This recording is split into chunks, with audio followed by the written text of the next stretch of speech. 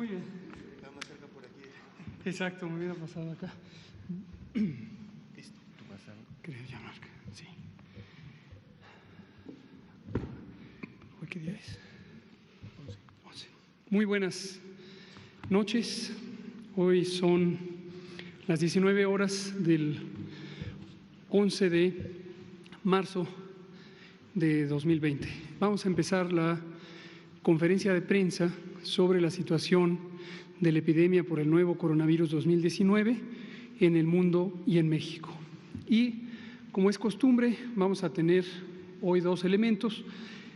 El primero va a ser el doctor José Luis Alomía, director general de epidemiología, va a comentar sobre la situación mundial, el panorama de la dispersión de este virus y también la situación en México. Y hoy tenemos un invitado especial, que es el doctor Jean-Marc Gabastú, quien es asesor regional para emergencias y laboratorio de la Organización Panamericana de la Salud, Organización Mundial de la Salud, residente en nuestro país, quien ha estado desde el inicio de nuestra fase de preparación que inició en enero, acompañándonos y asesorándonos en todas las materias técnicas que tienen que ver con bioseguridad, diagnóstico por laboratorio, organización de los sistemas de emergencia y la preparación para la respuesta de atención médica. Especialmente le pedimos al doctor Gabastú que nos acompañara hoy porque las declaraciones que hoy presentó el doctor Tedros, director general de la Organización Mundial de la Salud, han causado una importante inquietud en nuestro país y en el mundo, y consideramos que es pertinente que la propia organización, en voz de uno de sus funcionarios, pueda proporcionarnos una perspectiva directa del significado de estas declaraciones para el mundo y también lo que pudiera aplicar para el caso de nuestro país. Le pido entonces al doctor Alomía, después abriremos para preguntas y respuestas. Le pido al doctor Alomía si comienza. Sí, muchas gracias. Si nos permiten la primera diapositiva del panorama internacional, en ella podemos ver la actualización para el día de hoy, un poco más de 118,000 casos confirmados a nivel internacional, de los cuales un poco más de 4,600 casos son los que se han confirmado en las últimas 24 horas. Como comentábamos el día de ayer, modificamos ya un poco la forma de cómo presentar la cuenta de casos y ahora lo hacemos por región para que un poco se pueda ver dónde está en este momento llevándose a cabo la transmisión activa y dónde está incrementándose la curva de casos. Como ustedes pueden ver, precisamente es en la región de Europa, en donde se han confirmado prácticamente el 65% de los casos en las últimas 24 horas, con 2,998 casos, prácticamente ya Asia sudoriental, donde está China, ya no presenta prácticamente actividad de casos confirmados en las últimas 24 horas, y lo que correspondería a las Américas, que es donde estamos nosotros situados, pues fueron 282 casos en toda la región que se confirmaron en las últimas 24 horas. De hecho, fueron 4 países los que se suman a la totalidad de países que en su momento han confirmado casos, y para efectos de nuestra región se suma Bolivia y se suma también Jamaica con casos ya confirmados para la región de las Américas. Si vemos en la siguiente diapositiva, en donde tenemos ahora nuestro panorama nacional, el día de hoy se suman 4 nuevos casos confirmados. El día de ayer teníamos 7, el día de hoy tenemos 11 casos, así también tenemos 264 casos ya descartados que en su momento fueron sospechosos, y tenemos 49 casos sospechosos que, como lo hemos estado comentando, es precisamente en este grupo en donde podríamos esperar encontrar nuevos casos confirmados. En relación a los 4 nuevos casos que se han confirmado, el primero de ellos fue en el estado de Querétaro, en un hombre de 43 años. El antecedente de viaje de esta persona es a España. Tiene hasta el momento identificados 2 contactos que están asintomáticos, y su aislamiento por su sintomatología leve es de tipo domiciliario. Otro caso se confirmó de una persona en la Ciudad de México, en un hospital institucional. Es un masculino de 41 años, también con una presentación clínica leve, por lo tanto se encuentra en aislamiento domiciliario y su antecedente de viaje fue al país de España. El tercer caso que se suma a la estadística es también una persona residente de la Ciudad de México, en este caso una mujer de 30 años de edad, también con sintomatología leve, por lo tanto su aislamiento es domiciliario y su antecedente de viaje es al país también de España. Y el cuarto caso que se suma es un residente del Estado de México, una mujer de 64 años, igualmente con sintomatología leve, por lo tanto su aislamiento en este momento es domiciliario y su antecedente de viaje es a los Estados Unidos de América. Serían los 4 casos que en el hoy se confirman. Si vemos en la siguiente diapositiva, vemos ya integrados estos 4 nuevos casos en la tabla de seguimiento de contactos.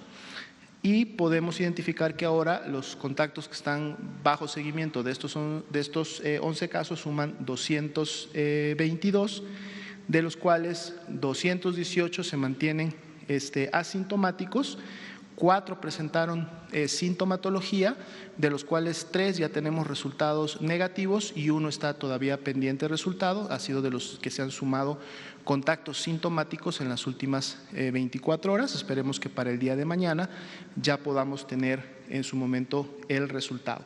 Así también es importante comentar que en el estado de Puebla se detectó una persona que dio positivo a la prueba, pero que nunca desarrolló signos y síntomas de enfermedad.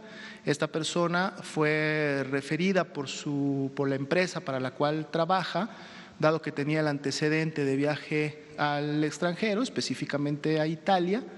Fue referida para que en un laboratorio particular se le llevara a cabo una prueba diagnóstica. Esta sale positiva, inmediatamente se envía a su laboratorio estatal de salud pública de Puebla para que pueda ser ratificada en base a la metodología ya liberada y certificada por el INDRE, y efectivamente entonces se confirma que hay colonización y positividad de SARS-CoV-2 en las vías respiratorias, pero es importante comentar que a esta persona se la considera como portadora del virus. Hay otras definiciones que dicen persona infectada asintomática. Nosotros decimos portador en el sentido que sabemos entonces ahora que está presente el virus, pero que no ha desarrollado síntomas. La persona, lógicamente, independientemente de esto, se mantendrá en resguardo domiciliario durante los 14 días completos ante, lógicamente, un riesgo que es mucho menor en las personas que no desarrollan síntomas, porque al no estar tosiendo ni estornudando, lógicamente la dispersión de gotas que pueden contener el virus no está presente, más sin embargo, en base a los lineamientos actuales y para efectos de poder llevar el riesgo al mínimo posible, entonces se recomienda el aislamiento correspondiente, ¿no? Entonces, esa sería la actualización de los panoramas hasta el momento. Muchas gracias. Gracias, doctora Lomía. Le pido entonces al doctor Jean-Marc Gabastú si nos puede comentar sobre el panorama internacional y la OMS. Muy buenas noches. Hoy, declaratoria de pandemia, un triste recuerdo para este maravilloso país, con una gran diferencia, es que la pandemia esa vez se origina en China y no en México. ¿Qué repercusiones tiene? Primero, es una declaratoria que se esperaba. Ahora todos los ingredientes están reunidos, más de 100 países en el mundo afectados, o sea, la mitad del planeta, 5 continentes y 10 países con transmisión sostenida que a su vez se transforman en potenciales exportadores del virus, de la enfermedad a los otros países.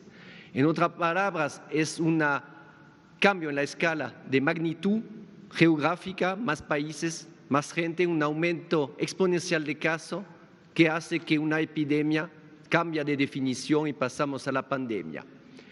Es un recordatorio para los países que aún no están preparados, no han terminado sus preparativos, para que inmediatamente se detecte oportunamente los casos, se los aísle y se salvan vidas.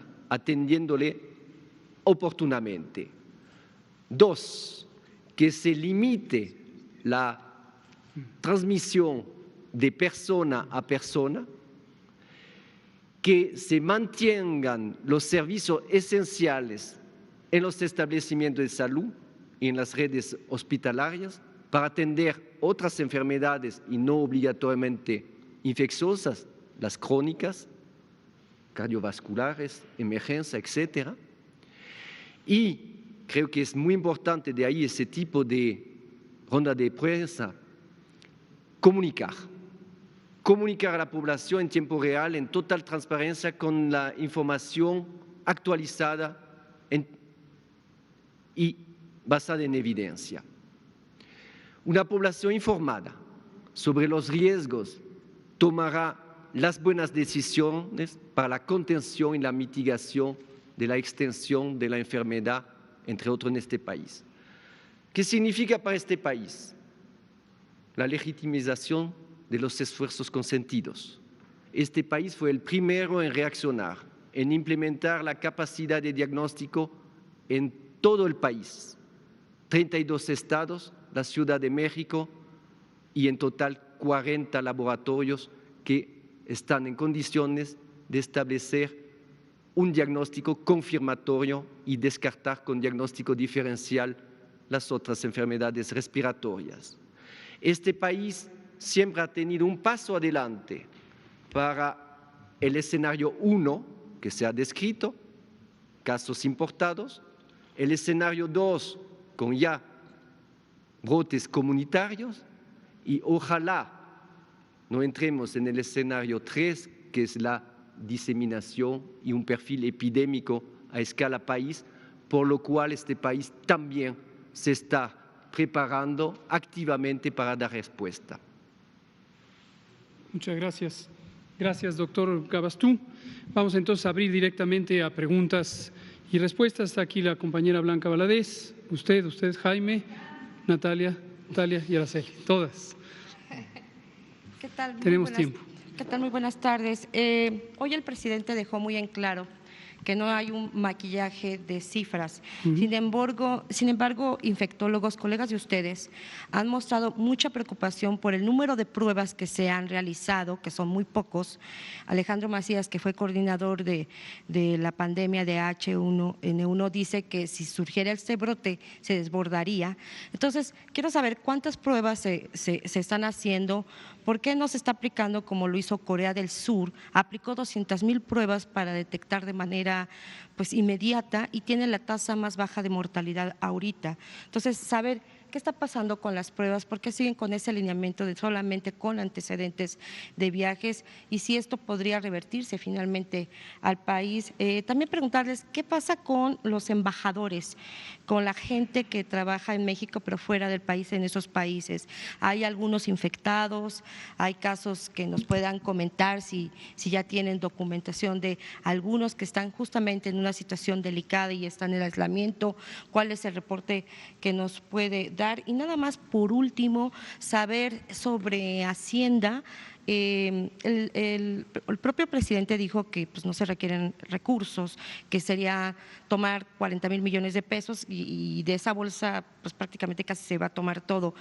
¿Cuánto se tomaría de esos 40,000 millones de pesos? ¿Se va a crear un fondo? ¿Y por qué se van a hacer compras? Hacienda anunció que van a hacer compras. Van a adelantar la licitación de compras. No sé si tiene que ver para fortalecer la reserva estratégica o bien para evitar un desabasto de medicamentos posterior. Muchas gracias, doctor. Gracias, estimada Blanca. Muy útiles las preguntas y vamos a explicarlas. Empiezo de atrás para adelante sobre este tema de las compras, sobre la Secretaría de Hacienda y el trabajo conjunto y coordinado que tenemos no solamente con la Secretaría de Hacienda, sino con todas las dependencias de la Administración Pública Federal, las estatales y las nacionales. Es decir, tenemos una coordinación absoluta de todo el país.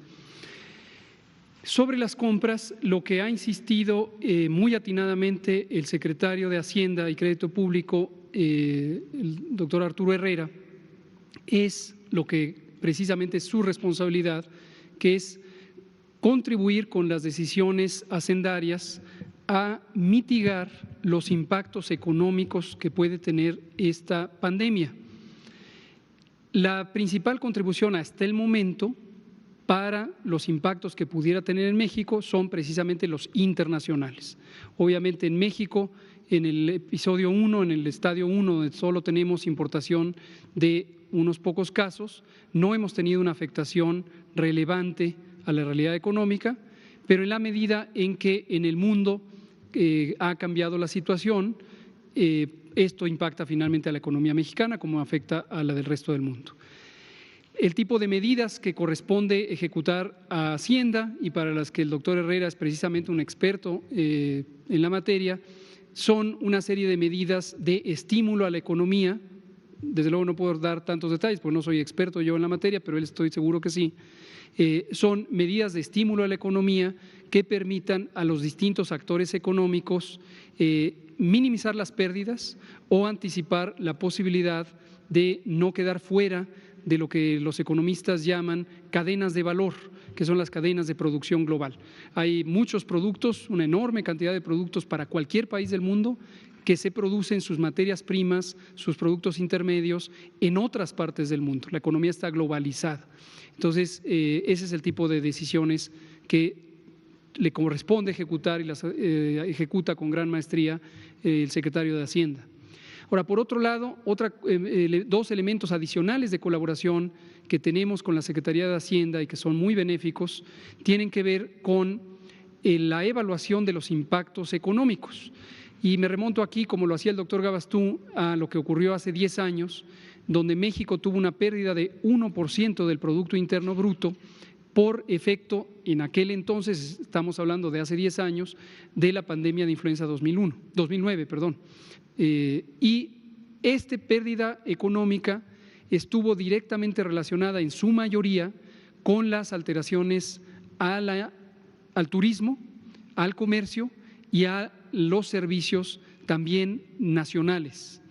Lo destaco porque en un momento seguramente vamos a hablar nuevamente de las medidas de salud pública que estamos tomando y voy a retomar precisamente sobre esto las consecuencias económicas y sociales que también pueden tener estas medidas y por qué es tan importante, con una precisión muy cuidada, no anticipar medidas que no corresponden a la magnitud del riesgo. Sobre la segunda pregunta, era el tema de si tenemos conocimiento de que haya diplomáticas y diplomáticos mexicanos afectados. No, hasta el momento no tenemos noticia de ello. Generalmente, para fines prácticos no tendrían por qué notificárnoslo, dado que los servicios de atención de la salud del personal diplomático se resuelven en los países donde están asentados. Sin embargo, aprovecho para destacar también y agradecer al secretario de Relaciones Exteriores, al canciller Marcelo Ebrard, la enorme colaboración y apoyo que hemos tenido para el país en su conjunto, para la Secretaría de Salud como coordinadora de toda esta respuesta, y hay una comunicación extraordinariamente fluida con el propio canciller, con los 3 subsecretarios y la subsecretaria y con todo el personal que está en los distintos ámbitos. ¿En qué consiste esta colaboración? Principalmente en actuar de manera coordinada para comunicar los riesgos y la situación del país en el exterior y también para proteger a los mexicanos en el exterior. México tiene un programa desde hace mucho tiempo, desde hace más de 10 años, que se llama Ventanillas de la Salud. Este es un programa que opera la Secretaría de Relaciones Exteriores en los 50 consulados mexicanos en Estados Unidos, pero también con la colaboración de la Secretaría de Salud. Y justamente estamos articulando los mecanismos para proteger a nuestros connacionales en Estados Unidos y también a través de las embajadas y consulados, el difundir información para nuestros connacionales, para los otros actores internacionales, y esta colaboración es muy, muy fluida. Hace unos minutos precisamente terminamos una conversación adicional, llevamos muchas al respecto.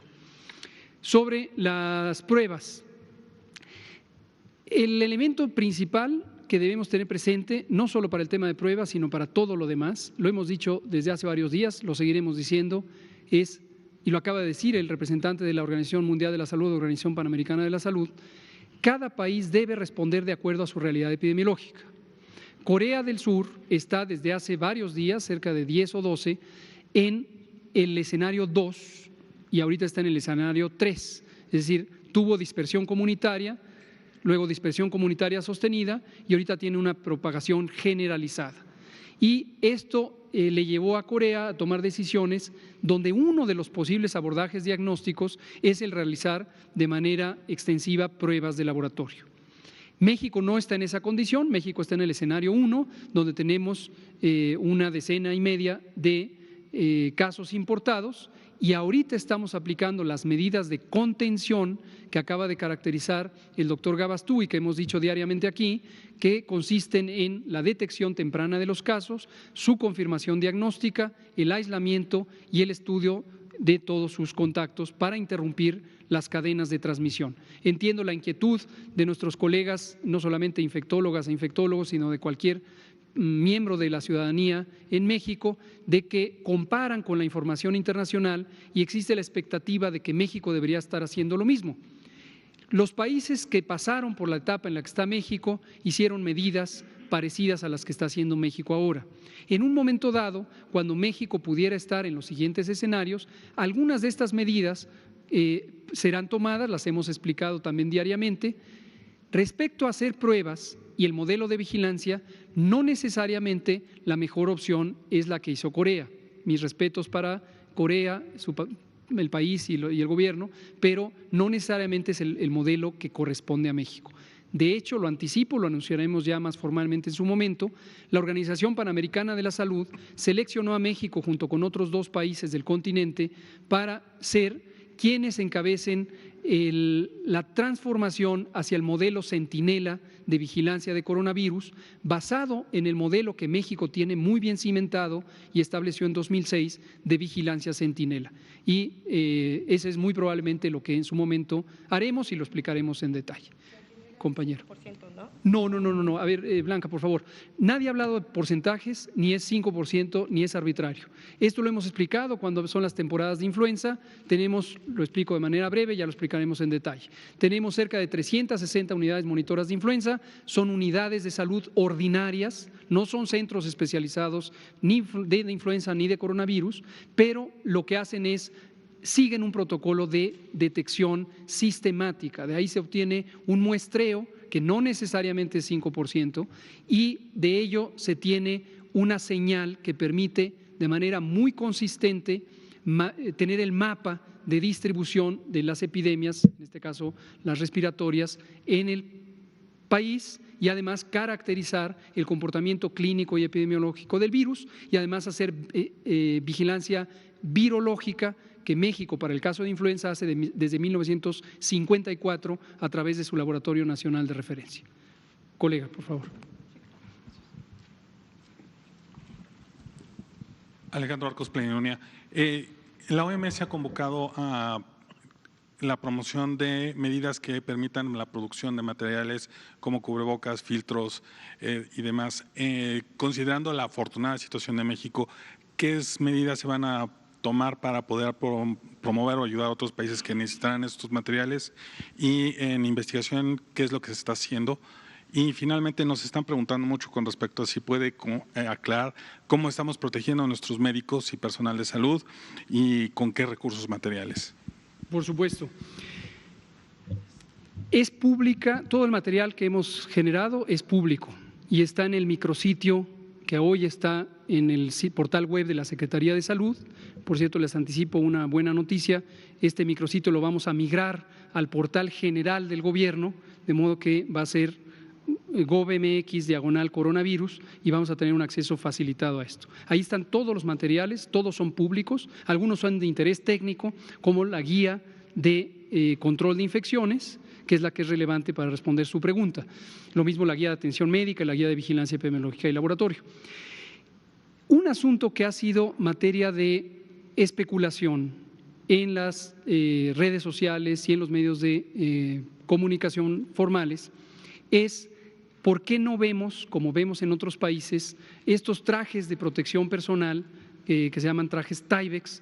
Y ayer el doctor Alomía explicaba precisamente la razón, porque esta enfermedad no requiere ese tipo de trajes, el manejo de esta enfermedad. Esta enfermedad se transmite por vía respiratoria y por gotas y es un estándar universal las medidas de protección que corresponden a estos mecanismos de transmisión. Básicamente consisten en caretas, mascarillas, gogles para evitar la contaminación a través de las conjuntivas, de los ojos, y el uso de mascarillas N95, que son filtros de alta eficiencia de uso clínico, para el personal de salud que está en contacto directo con los pacientes, particularmente quien va a realizar procedimientos en la vía respiratoria para tomar muestras o para otro tipo de procedimientos. El resto del personal de salud no requiere utilizar esta mascarilla cuando está a una distancia apropiada, superior a 1 metro en promedio de los casos. La población general, menos aún. Y esto lo hemos dicho repetidamente porque cuando surge el miedo, cuando surge el pánico, que son reacciones totalmente naturales en los individuos y en la población, existe la sensación de que si se tiene un objeto de obstrucción de la cara, como puede ser un cubrebocas, ya sea el cubrebocas quirúrgico ordinario, esta telita azul que se pone, o el cubrebocas de alta eficiencia, existe una protección. ¿Por qué enfatizamos en que esto es un mito? Porque puede dar una sensación de falsa protección. Y entonces otras medidas esenciales que también comentó el especialista de OPS, como lavarse continuamente las manos, pueden relajarse, porque la gente percibe que como ya está cubierta su cara, su nariz y boca con un cubrebocas, ya no tiene riesgo. La verdad es que esto no le protege sustancialmente, no lo necesita y en cambio es indispensable que acuda al lavado continuo de las manos. Respecto a producción, parte de las conversaciones que hemos tenido, no solamente con Hacienda, sino también con la Secretaría de Economía, tienen que ver con el reconocimiento de los posibles faltantes o espacios que hubiera en el mercado, no solo mexicano, sino en el mercado global, y la posibilidad de estar prestos a una circunstancia en donde tuviéramos que colaborar. Hasta el momento que yo conozca, no tenemos ninguna solicitud formal de apoyo, pero por supuesto en la tradición diplomática y solidaria que tiene México, si está en nuestras posibilidades, asumo que el presidente López Obrador daría una instrucción de estar disponibles para este tipo de apoyo. Vamos a darle a la compañera, a Natalia Vitela, y nos vamos uno y uno.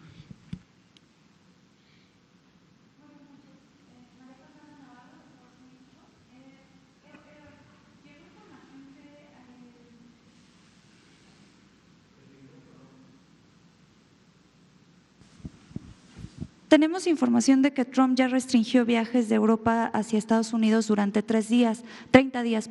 A mí me gustaría que, me imagino que ya lo he repetido varias veces, pero que nos aclarara en qué momento la Secretaría de Salud del Gobierno federal empezaría a limitar tal vez viajes y tal vez congregaciones tumultuosas de gente, tal vez que los niños no vayan a las escuelas. ¿En qué momento ya se llevaría a cabo este tipo de medidas extremas? Tengo entendido que es ya en una fase 3, pero si nos puede hablar de porcentajes tal vez de enfermos, ser muy específico en este sentido, porque hay mucha inquietud por parte de nuestros lectores en torno a esta situación. Gracias. Absolutamente. Aunque ya lo hubiera dicho, siempre es un gusto que me lo pregunten y lo volveremos a decir todas las veces que sea necesario.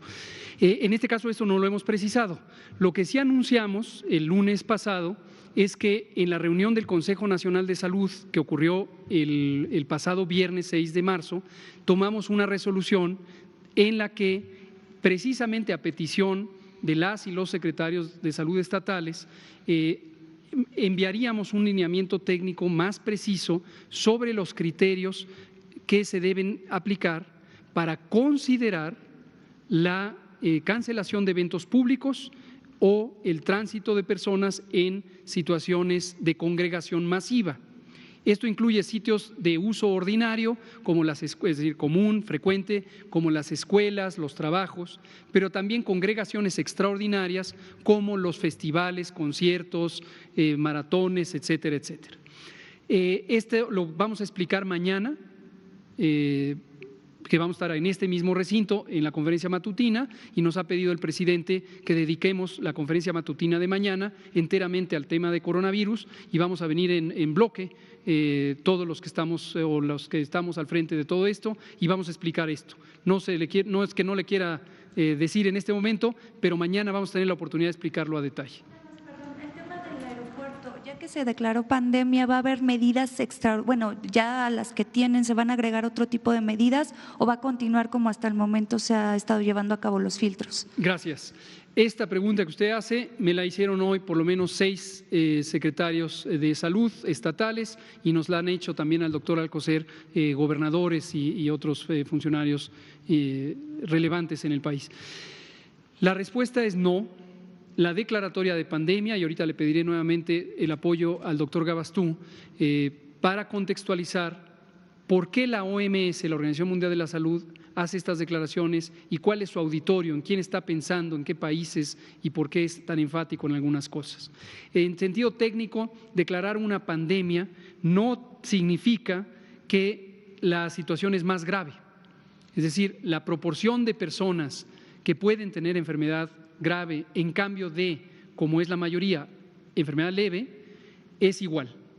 Lo que significa una pandemia es simplemente una medida de propagación internacional y hay algunos criterios un tanto concertados para decir cuántas regiones o cuántos países afectados o qué patrón de transmisión ya se considerara una enfermedad de carácter pandémico.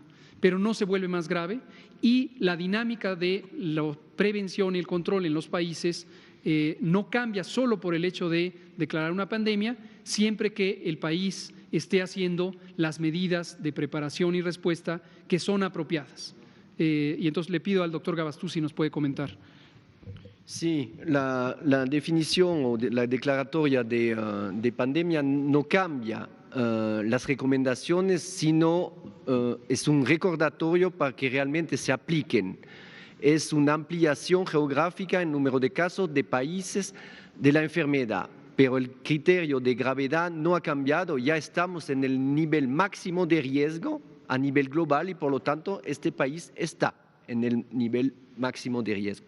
Las medidas en los aeropuertos se han tomado y se han tomado en el marco del Reglamento Sanitario Internacional que insta a los países a implementar medidas que permiten prevenir, proteger, controlar y responder a eventos de salud pública de importancia internacional. De ahí la declaratoria del 30 de marzo de nuestro director general, el doctor Tedros. Pero en el pleno derecho, respecto del derecho humano y sin interferencia en el tráfico y en el comercio. ¿Qué significa eso? Establecer un balance entre el costo y la eficiencia de las medidas. Históricamente, estas medidas, que a veces son drásticas, no han demostrado su eficiencia, pero sí su costo económico, pero también el trauma que ello genera en la población, entre otras. Pero también la visión, la imagen del país, un país comerciante, un país turístico, un país hospitalario, que realmente tendría dificultad en implementar estas medidas tan drásticas. Sin embargo, cuando vamos a entrar eventualmente muy pronto en el escenario 2, se van a iniciar, como se presentó aquí, medidas de contención puntuales y eso es responsabilidad del país en sus 3 niveles geopolíticos, o sea, que puede ser a nivel del municipio, del distrito, de la jurisdicción, del Estado y obviamente algunas medidas federales que realmente van a ser muy puntuales porque definitivamente eso permite un respiro, una reorganización de los servicios puntualmente, pero no va a solucionar por sí solo la problemática. Gracias, doctor Gabastú. Natalia Vitela, Jaime Hernández, usted. Gracias, buenas noches. Nuevo León dio a conocer que tenía un caso confirmado de coronavirus. En las estadísticas no lo vi, quería preguntar sobre este caso. Entiendo entonces, doctor Gatell, que las pruebas que está realizando México son las pruebas que tiene que realizar. Y si me puede actualizar el dato de cuántas pruebas está realizando. ¿Me puede hablar también del modelo Centinela que va a encabezar México, por favor? Y ¿cómo va el estudio de mercado para lo de la reserva estratégica? Entiendo que también Hacienda lo estaba haciendo. También preguntarle sobre el pánico que ha creado entre la población esta declaración de la OMS y cómo puede afectar, más allá de que haya coronavirus, cómo puede afectar si hay saturación de hospitales o qué está sucediendo. Y si, por ejemplo, Estados Unidos cancela vuelos procedentes de Europa, ¿podrían conectar a través de México y eso, bueno, podría implicar algún riesgo? Muchas gracias. Muchas gracias, Natalia. Perdón. Preguntas. Sí. Decía usted que todavía no se ve afectada la economía para el escenario 1, pero a nivel internacional ya hay una afectación. ¿Me puede ejemplificar cómo se afectaría? Gracias. Con mucho gusto. Me voy también de atrás para adelante. La afectación de la economía típicamente ocurre por, digamos, voy a simplificarlo, desde luego a reserva de lo que digan los especialistas en economía. Una es que se afecte la producción de insumos. Esto lo vemos reflejado, por ejemplo, en las medidas extremas de contención que tomó el gobierno chino al inicio de esta epidemia. Dejaron vacíos en la producción de insumos porque separaron las fábricas, literalmente, no todas obviamente, y asumo que el gobierno chino cuidó también ese aspecto, pero irremediablemente tuvo que cancelar trabajos y hubo gente que no fue a las fábricas y entonces dejaron de producir materiales que se usan para productos que finalmente se ensamblan en China o en otras partes de China y llegan a muchos países, ¿no? Entonces, este es un asunto porque lo que hace es que ya no lleguen los productos pueden encarecerse o sencillamente pueden escasear. Esa es una manera. Otra manera común en las epidemias es cuando existe un estigma hacia los países. Y por eso hemos enfatizado desde el 22 de enero, cuando dimos la primera conferencia de prensa sobre esto, que es un error garrafal, sin sustento científico o técnico, calificar a los connacionales de un país como los causantes de las epidemias. En el principio China, ahora Italia, próximamente ahorita 10 países, carece de sentido. México sufrió esta situación en 2009 precisamente porque, contrario al Reglamento Sanitario Internacional, hubo varios países que estigmatizaron a México como el sitio de origen en ese momento, 2009, de la influenza.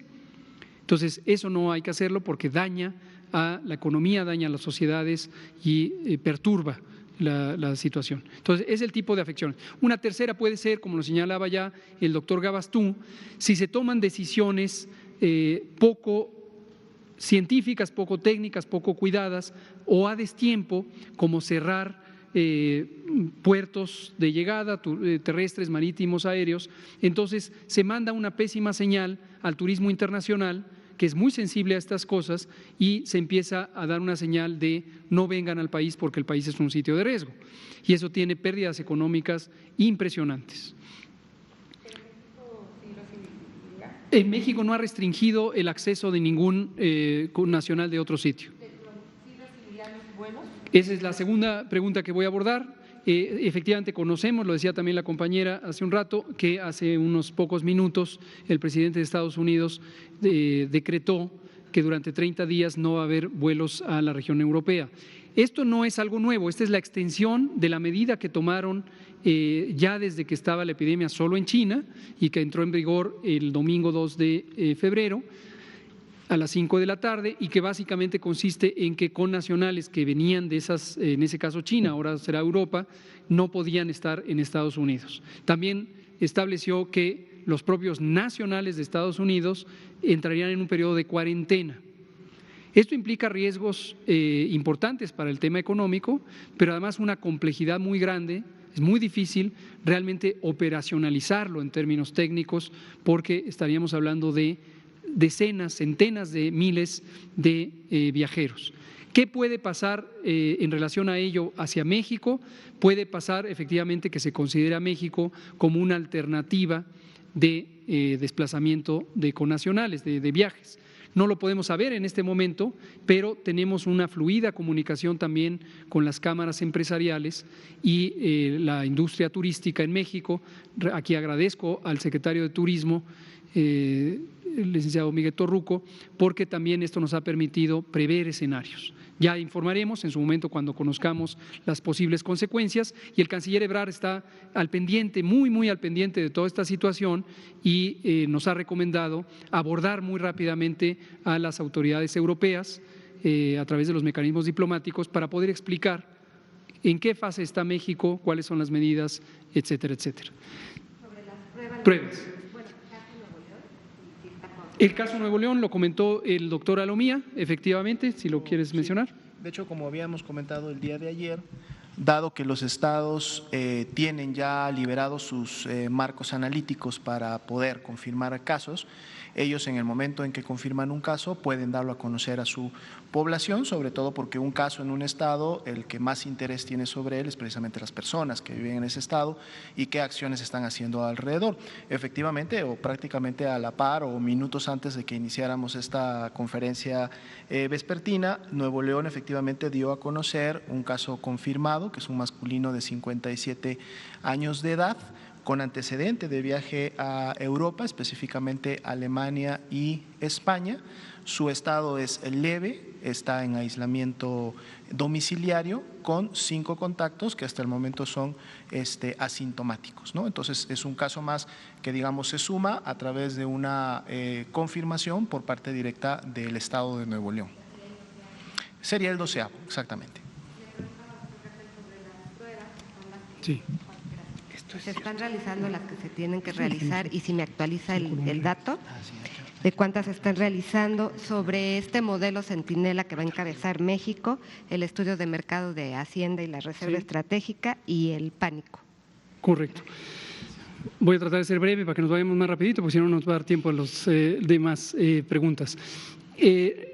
Lo de la Reserva Estratégica lo explicó el otro día el doctor López Ridaura, director del Senaprese, pero retomo sobre ello. Antiguamente, cuando antiguamente me refiero a hace unos 15 años aproximadamente, el modelo de reserva estratégica que se consideraba en el mundo para cada país o cada circunstancia era el acúmulo, juntar físicamente insumos para la salud, equipos, materiales, etcétera, y tenerlos listos por si ocurría una situación como esta. Desde hace al menos unos 10 años, esto ha sido motivo de discusión en los foros globales sobre seguridad en salud, y se ha visto que no es un modelo conveniente, porque lo que ocurre con eso es que ante lo imprevisible que son las fechas de llegada de los eventos como las epidemias, entonces uno entra en riesgo de que se deteriore el material. Y el riesgo mayor es tener un material que no va a servir en el momento oportuno. Entonces, desde hace mucho, insisto, 10 años aproximadamente, ya se consideró otros mecanismos de reserva estratégica que en algunos casos tienen que ver con tener una lista de la demanda en forma anticipada y una identificación temprana de proveedores. Eso es lo que estamos haciendo en este momento, y aquí nuevamente la participación de la Secretaría de Hacienda es muy útil para agilizar este proceso de adquisición de insumos. Agradecimiento también al canciller Ebrard y Relaciones Exteriores, que ya solamente para el proceso de compra consolidada ordinaria de los insumos normales ya había tenido un mapeo de los mercados globales. Sobre las pruebas, ¿cuántas se han hecho? Depende de cuántas personas han tenido la condición de caso sospechoso, y en algunos casos depende cuál es la carga viral que tienen, porque se ha tenido que hacer un monitoreo a lo largo de su evolución para ver si ya se les da de alta. No hay una cifra predeterminada de cuántas pruebas deben hacerse o van a hacerse, depende precisamente de la dinámica de la epidemia. El modelo Centinela lo explicaré mañana, precisamente como parte de esta explicación general de cómo funciona la vigilancia epidemiológica y por qué en México tenemos varios elementos de monitoreo. Uno es la vigilancia de casos sospechosos. ¿Por qué tenemos una definición de sospechoso, que es una manera de tener anticipación a la detección antes de la confirmación? ¿Por qué hacemos también una vigilancia basada en laboratorio y una vigilancia basada en eventos? Pero todo eso lo explicaré mañana. Perdón, entonces el cuadro se ajusta, disculpe, es que los acaba el tiempo. ¿El cuadro entonces se ajusta a 12? Solamente eso. No lo ajusten ahorita a 12 porque por eso tenemos cortes de información. Hemos dicho, las autoridades estatales les respaldamos absolutamente, están haciendo un espléndido trabajo, todos los gobernadores y las dos gobernadoras, los secretarios y secretarias de salud, y nos parece completamente entendible que ellos, en la dinámica del Estado, se anticipen a comunicarlo en cuanto llega. Pero nosotros tenemos un corte de información y la información la acumulamos hasta el corte. Si llega un caso después del corte, no pasa nada, se incluye al día siguiente. Ok, entonces, este caso de Monterrey se ajustaría al corte de mañana. Mañana aparecerá en la tabla, más algún caso que pudiera haber, ¿no? Vamos a pasar, el pánico, ahorita lo retomo porque seguramente va a ser un comentario general. Jaime Hernández, Melina y Araceli, y allá. Gracias, señor subsecretario. Jaime Hernández, del diario digital Bajo Palabra. Ahora que la Organización Mundial de la Salud ha declarado como pandemia el COVID-19 debido a su rápida expansión, ¿podría informarnos sobre el riesgo de reincidencia del virus en los pacientes que se han declarado como recuperados? Ya que de acuerdo al CIDRAT, Centro de Investigación y Política de Enfermedades Infecciosas, pacientes que han salido recuperados pueden ser portadores del virus después de 5 o 13 días. ¿Qué opinión le merece al respecto? Gracias. Esto es de mucho interés. No tiene ninguna relación con la declaración de pandemia, pero es un asunto de interés. Por ahí han estado circulando esporádicamente noticias de personas, esto originalmente se describió en China, algunas personas, se cuentan con los dedos de una mano, que después de haber sido dados de alta, regresaron nuevamente con síntomas y aparentemente se encontró que tenían nuevamente infección por el virus. Como ha explicado el doctor Gustavo Reyes Terán, coordinador de los institutos y experto en infectología clínica y virología, no existe ninguna evidencia de que esto sea un patrón generalizado. Algunas personas tienen variantes en la calidad de su respuesta inmune y podría ser que algunas personas, pero que son rarezas en términos de su frecuencia en la población, tuvieran esta circunstancia. No consideramos, no solo nosotros, sino la Organización Mundial de la Salud y los expertos internacionales en ciencia, que esto tenga un significado relevante para la epidemia. Pero vamos a decir al doctor. Sí, una aclaración técnica. Lo que se encontró en este caso en China, fue la expresión genética del virus. No significa, en otras palabras, se detecta a través de las técnicas moleculares implementadas partículas genéticas del virus. No significa que esté activo o vivo, pero sí está presente y esa tecnología también identifica fósiles, digamos, de partículas virales, lo que significa seguir investigando. Eso forma parte del grupo de trabajo del subcomité específico para coronavirus de investigación y monitoreo, tanto de la aportación de las fases presintomáticas y obviamente al momento de darle de alta que el paciente no excrete más partículas virales. Y eso es lo que se aplicó para los pacientes que estuvieron hospitalizados y o a domicilio para darle de alta al momento en el cual estamos seguros que no van a transmitir el virus y la enfermedad de persona a persona. Gracias, doctor Gabastú. Antes de pasar a la siguiente, le pido al doctor Alomía si nos ayuda a aclarar una información que hoy estuvo circulando profusamente en redes sociales sobre el manejo de las personas con síntomas. Sí, estuvo distribuyéndose en redes sociales una especie de indicación o recomendación a la población de que si está con signos o síntomas respiratorios, que no salga de su domicilio, es decir, no vaya a demandar atención médica a su centro de salud o clínica familiar más cercana y que en vez de eso marque a la unidad de inteligencia epidemiológica y sanitaria, porque entonces van a mandar a alguien a revisarlo a su domicilio. Esto estamos en escenario 1, volvemos nuevamente a tomar el tema, no es algo que esté indicado por la Secretaría de Salud ni por la UIES. Este fue un modelo muy específico que se armó para atención precisamente de los viajeros internacionales o de nuestros connacionales que estuvieron en el extranjero y regresan ante la posibilidad de que sí sean casos sospechosos. O sea, aquí lo que prima en todo caso y la importancia es tener el antecedente del viaje internacional, porque si yo tuve el antecedente de viaje internacional, entonces mi probabilidad de ser caso sospechoso es alta, y al poder ser casos sospechosos, entonces sí es preferible que me quede en mi domicilio, marque al 800-00-44-800, transmita mi situación al profesional que me va a atender en la UIES. El profesional va a hacer el enlace con los servicios de salud del estado donde se encuentra la persona, para que ante el antecedente de viaje internacional, entonces sí se puede realizar este tipo de valoraciones a domicilio. Pero esta no es una instrucción para toda la población, porque si yo soy un mexicano que estoy aquí en Ciudad de México y no he viajado en los últimos 14 días fuera del país, entonces no tengo un riesgo de ser en el hoy un caso sospechoso. Más bien lo que podría tener es influenza, y si tengo influenza debo de acudir oportunamente y rápidamente a demandar atención a un centro de salud o a una clínica familiar, para que el profesional de la salud sea el que me revise, me solicite el procedimiento diagnóstico correspondiente, decida si puedo continuar mi evolución en mi domicilio, o si tengo algún factor de riesgo o algún signo de alarma, indicar la hospitalización, ¿no? Entonces es importante aclarar esto para la población. Gracias, doctora Lumía. Itzel, Araceli y la compañera, y usted. Si da tiempo, nos quedan 7 minutos. Buenas noches, Lisa López Velarde de Metropolitana Aguascalientes. Con esta declaración de pandemia y la posibilidad de llegar a un segundo escenario, ¿en qué situación quedaría la Feria Nacional de San Marcos debido a la cantidad de personas que se congregan? Ya. Me preguntan, es que por si no se escuchó bien, sobre la Feria de San Marcos, que la mencioné el sábado pasado. Aquí aplica lo que preguntaba la compañera: ¿cuáles son los criterios generales y específicos que hay sobre suspensión, restricción o cancelación completa o posposición de eventos públicos de concentración masiva? Como he explicado, esto lo vamos a detallar mañana.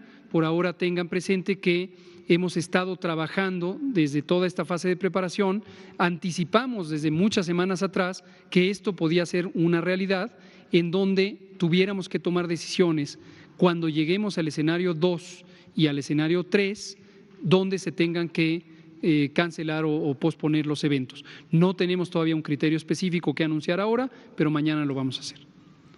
Itzel de TV Azteca, Araceli de Canal 11 y Melina Ochoa de Uno TV. Perdón, Melina, ya le estoy cambiando de nombre. Es que ya no había venido. Melina, perdón. Muy buenas tardes, subsecretario. Ya nos explicó, hemos entendido en el escenario en el que estamos, pero a la gente en concreto, ¿qué se les dice hoy que la OMS elevó esto a una pandemia? Ante la desinformación en las redes sociales, justamente a los audios de la gente que está en Europa y demás, y también ante esto que está haciendo nuestro vecino, México pudiese restringir de alguna manera estos vuelos justamente a Italia, ¿no?, a España o a algún punto de Europa. Gracias. Voy a contestar la primera pregunta, la otra es de índole nacional. La declaratoria de pandemia nuevamente no es un aumento de riesgo ni de gravedad, es la constatación de que la epidemia se ha extendido geográficamente. ¿Qué significa para México? No es un cambio. México se está preparando para los 3 escenarios que hemos descrito, independientemente que a nivel global se esté extendiendo.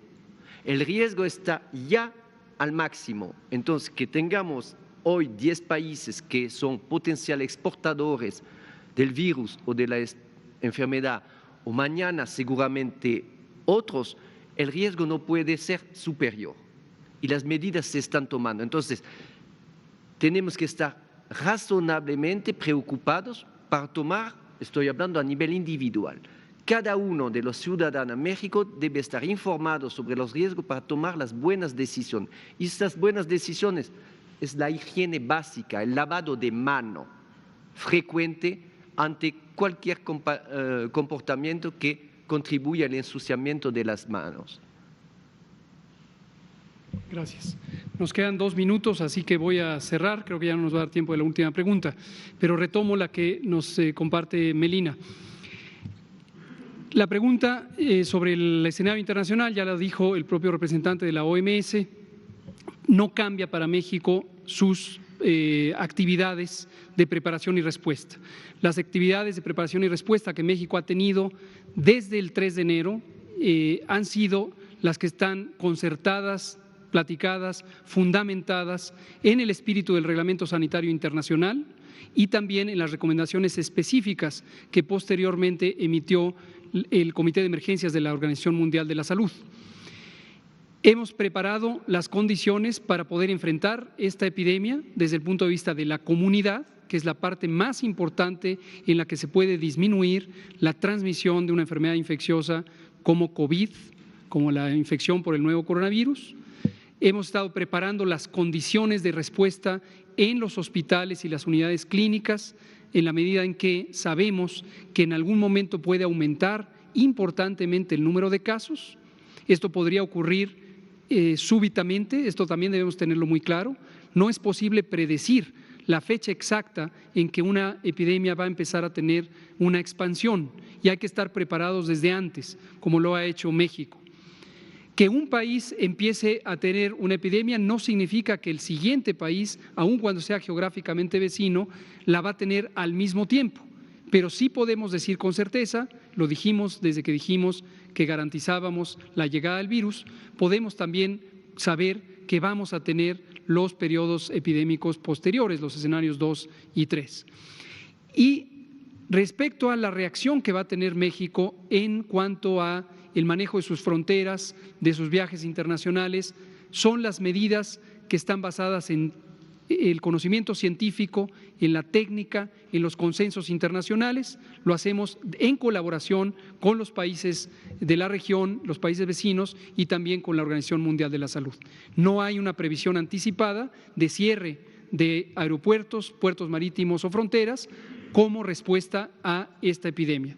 Todas las opciones, sin embargo, siempre están consideradas en el análisis técnico de la respuesta y en todo momento, y aquí ratifico la instrucción del señor presidente, en todo momento vamos a actuar con absoluta transparencia para dar a conocer en tiempo real cuáles son los riesgos que se enfrentan en cada escenario y cuáles son las medidas apropiadas que el Gobierno de México decidirá tomar.